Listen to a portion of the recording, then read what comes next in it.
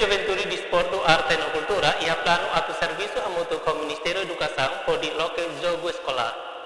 Planune hateten hosi Ministro Juventude, Desporto, Arte e Cultura Nelio Ijak Sarmento ba jornalis STL ia campo voleibol Ministério Juventude, Desporto, Arte e Cultura Nacional Dili ia loron domingo loron sia fulang agosto tina rihun rua run lurasingnen.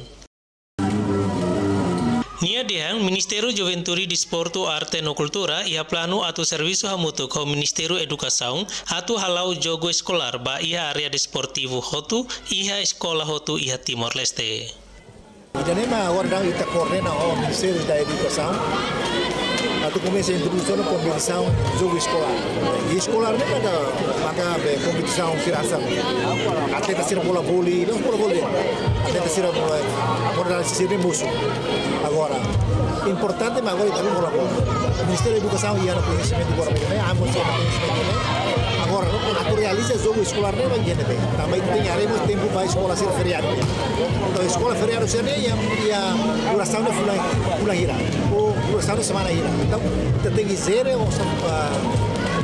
tempo semana gira de feriado para estar a competição. Tem coordenação ao Ministério da Educação. Em termos de tecnicamente, para o Ministério da Juventude e Desporto não há problema. E tem a equipa técnica qualificada. Nós temos o Ministério lá e temos federações de bola vôlei, novas federações de selo, até tem introduz o setor escolar. De maneira que o sindicato da competição escolar não é importante. Leo Gonçalves, STL News.